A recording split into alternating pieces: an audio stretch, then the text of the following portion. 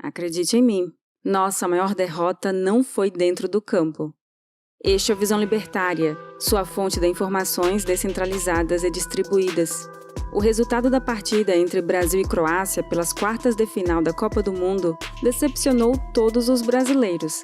Até os últimos 5 minutos da prorrogação, havia uma genuína esperança de que a seleção brasileira passaria para as semifinais, o que nos garantiria mais 2 jogos pela Copa.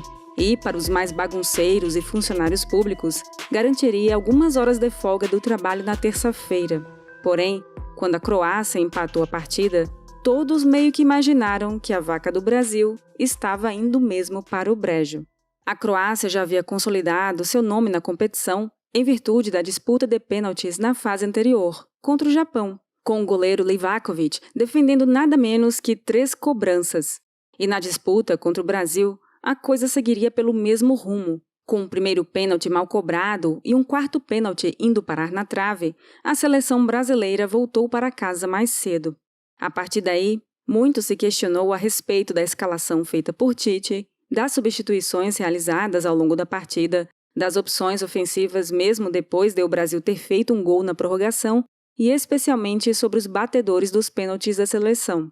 Porém, enquanto os brasileiros, ainda na parte da manhã, se preparavam para acompanhar a disputa das quartas de final, uma tragédia de proporções muito maiores que a eliminação da Copa se desenhava no horizonte do país. E eu estou falando, é claro, do anúncio dos 5 primeiros ministros do governo Lula.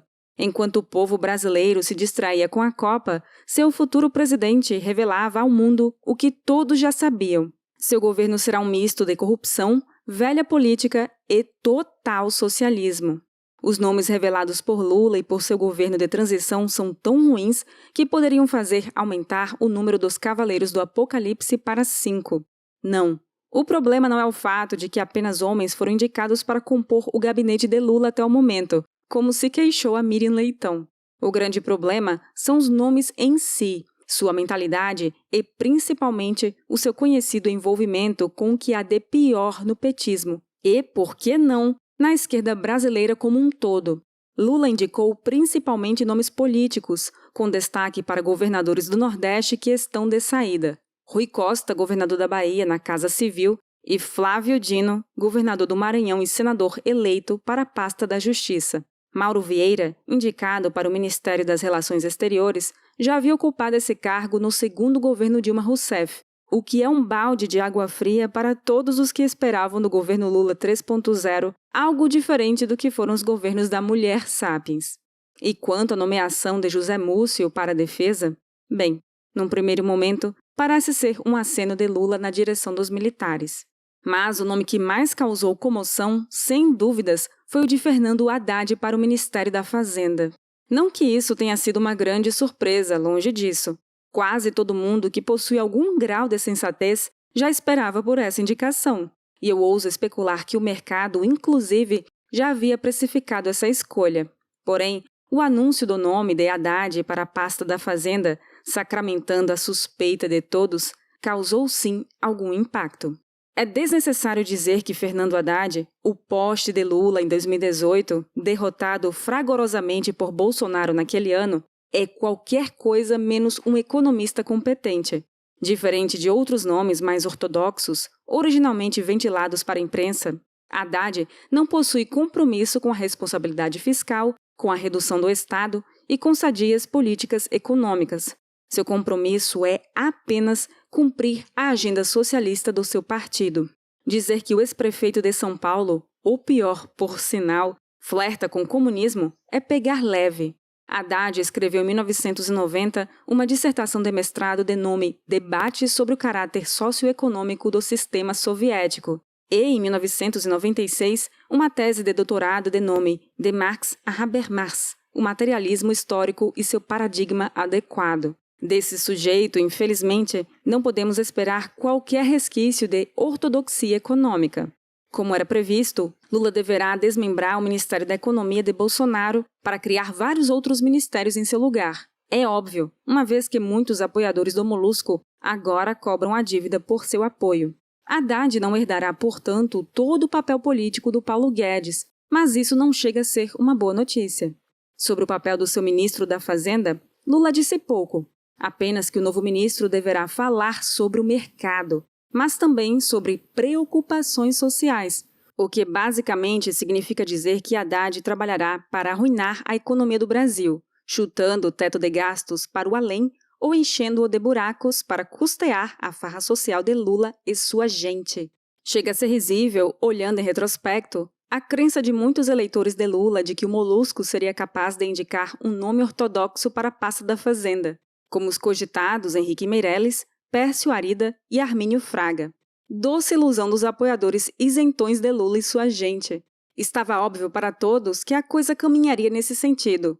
Se Lula realmente tivesse um bom nome para o Ministério da Fazenda, ele teria revelado isso há muito tempo, como Bolsonaro fez em 2018 ao anunciar o nome de Paulo Guedes com muita antecedência. Não, o que o Lula sempre quis foi um ministro que unisse em si o socialismo de Guido Mantega com a subserviência do Nelson Barbosa, ministro da Fazenda nos tempos de Dilma, do qual, dado o seu grau de capachismo, você provavelmente nem se lembra. Em Fernando Haddad, Lula terá tudo isso, e nós, brasileiros, teremos um caminho argentino pela frente. Não tenha dúvidas. Analisando as indicações de Lula como um todo, não resta qualquer dúvida, se é que alguém ainda duvidava disso. O Molusco fará um governo muito mais esquerdista do que seus mandatos anteriores. Seu compromisso não é com a unidade nacional, ou com a representatividade, ou com qualquer baboseira que ele tenha papagaiado nas eleições. Seu compromisso é apenas com seu partido e com seus apoiadores mais chegados, aqueles que irão abaixar a cabeça para tudo que ele fizer. Lula, mais do que nunca, quer se consolidar no poder, cercando-se de seus maiores puxa-sacos. As definições de panis et circenses, ou pão e circo, foram atualizadas com sucesso. Enquanto o mágico do Lula, neste caso o técnico Tite, agitava as mãos distraindo o público, o truque político acontecia debaixo dos panos. Não foi por acaso que Lula decidiu anunciar seu ministério menos de 2 horas antes do início da partida. E ele certamente contava com uma vitória brasileira para abafar a trágica notícia de seu ministério. Bem, o mágico falhou.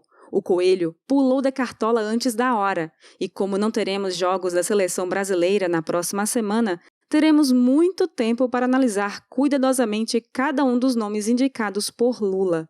O dia 9 de dezembro vai entrar para a história como o começo da derrota do Brasil.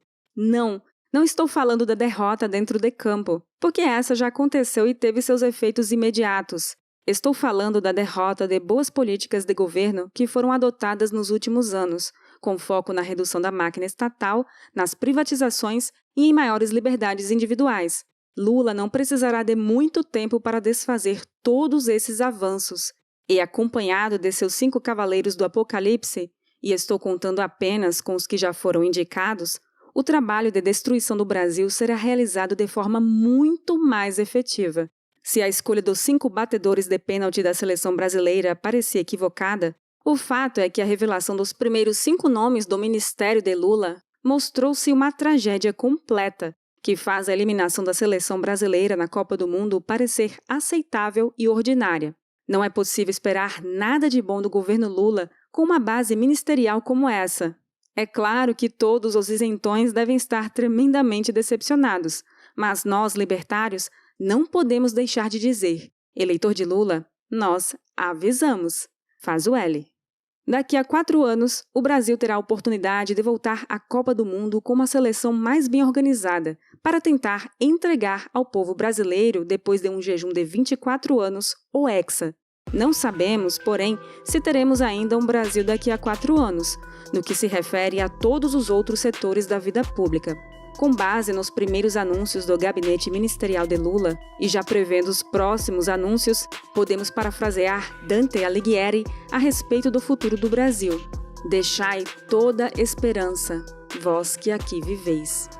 Obrigada por sua audiência! Este artigo foi sugerido e escrito por Quintessência e revisado e narrado por Baby Yoda. Se você deseja acompanhar nosso conteúdo, inscreva-se no canal e clique no ícone de campainha. Até a próxima!